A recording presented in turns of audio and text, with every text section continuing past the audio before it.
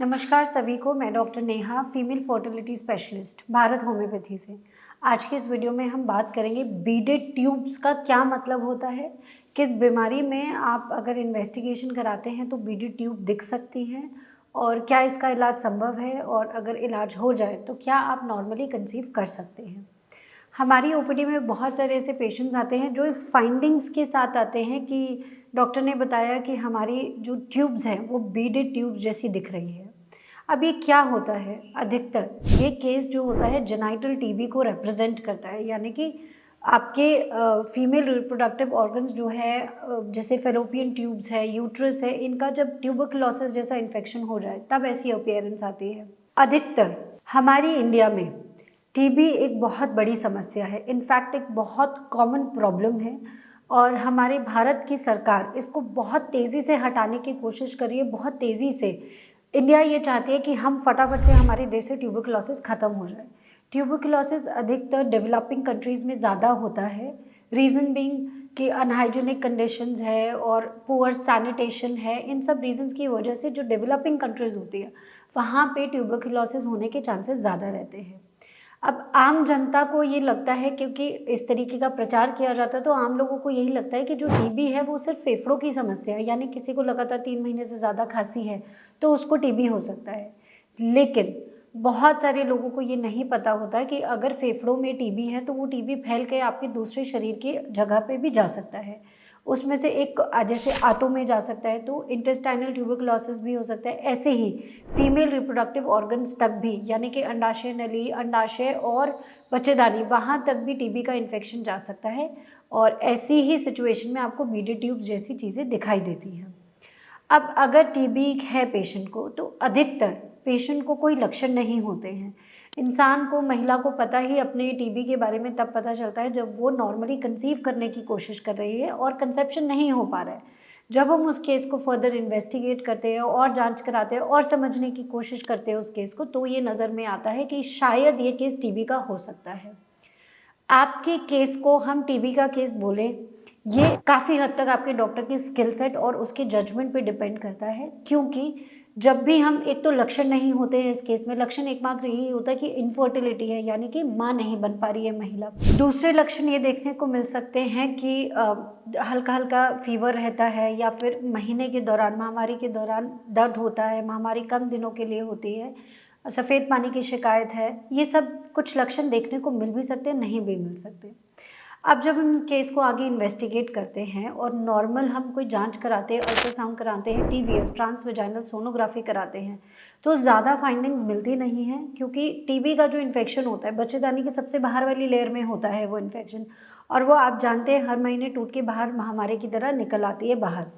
अब ऐसे में ज़्यादा फाइंडिंग्स होती नहीं हैं। हमें पेशेंट की क्लिनिकल हिस्ट्री और बाकी सारे टेस्ट जो होते हैं उनको कोरिलेट करके अंदाज़ा लगाना होता है कि ये केस टीबी की तरफ इंडिकेट करता है। कई बार हम एंडोमेट्रियम की बायोप्सी के लिए एंडोमेट्रियम निकालते हैं बायोप्सी टेस्ट करने के लिए, उसमें भी कभी कभी टेस्ट नेगेटिव आता है। पर ये ज़रूरी नहीं है कि आप सारे जो टेस्ट करा रहे हैं, जैसे मॉन्टक्स टेस्ट करा रहे हैं, जीन एक्सपर्ट टेस्ट करा रहे हैं, और वो नेगेटिव आए तो ये केस टीबी का नहीं होगा, ऐसा नहीं होता है। एक गोल्ड स्टैंडर्ड टेस्ट कंसिडर किया जाता है कि एक सटीक तरीका जिससे आप आइडेंटिफाई कर सके कि ये केस टीबी का है या नहीं है, वो होता है कि जब हम दूरबीन के रास्ते, दूरबीन की जांच से अंदर की फेलोपियन ट्यूब्स और बच्चेदानी को देखते हैं, तब हमें ये देखने को मिलता है कि आपकी जो अंडाशय नली है उसमें छोटे छोटे सफ़ेद रंग के ट्यूबरकल्स बन गए हैं, बीड्स जैसे अपीयर करे, जैसे एक मोती की माला होती है और बीच बीच में मोती हैं सफ़ेद रंग के, ऐसी सी दिखाई देती है। तो अगर ऐसी फेलोपियन ट्यूब्स नज़र में आती है तो ये केस 95% चांसेस है कि टीबी का ही है। अब अगर टीबी की हमने दूरबीन की जांच कराई और हमें समझ आ गया कि ये केस टीबी का है, डॉक्टर का जजमेंट है कि yes this is a case of TB, ऐसे में एंटी ट्यूबरकुलोसिस ट्रीटमेंट लेना बहुत ज़रूरी होता है। ये आपको ध्यान रखना है कि आपको डिफ़ॉल्टर नहीं बनना है।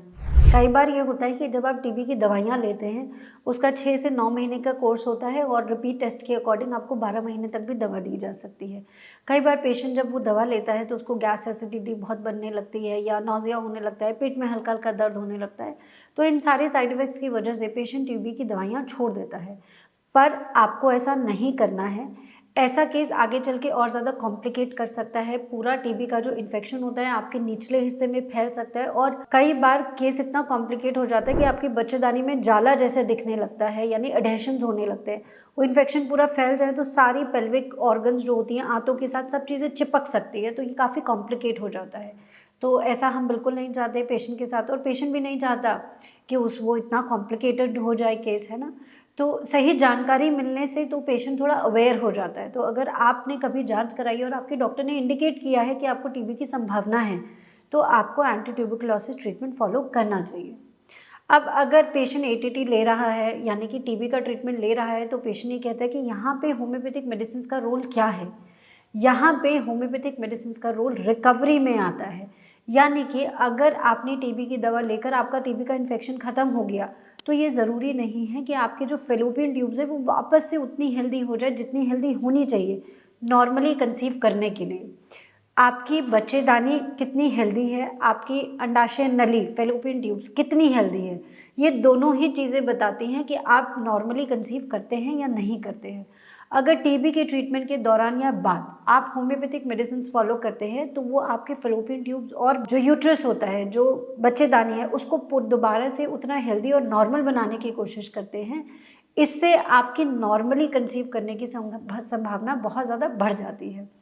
तो आपको ये ध्यान रखना है, टीबी है तो एंटी ट्यूबरकुलोसिस ट्रीटमेंट करना ही करना है, इसका कोई और अल्टरनेटिव नहीं है। और आप नॉर्मल प्रेगनेंसी के चांसेस को अचीव करने के लिए होम्योपैथिक मेडिसिन को फॉलो कर सकते हैं। अब तक मैंने जितने केसेस हैंडल किए हैं और जितने भी केसेस में टीबी, जेनाइटल टीबी या बीडी ट्यूब के केसेस में होम्योपैथिक मेडिसिन दिया है, उन सभी पेशेंट्स को बहुत अच्छा रिजल्ट आया है और लगभग सभी पेशेंट्स नॉर्मली कंसीव कर पाए हैं। तो आपकी भी हम मदद कर सकते हैं, आपके लिए भी होम्योपैथिक मेडिसिन सहायक हो सकती हैं। आप उसके लिए अपने ट्रीटमेंट के लिए भारत होम्योपैथी टीम से कॉन्टैक्ट करिए and we will be there to help you. Thank you.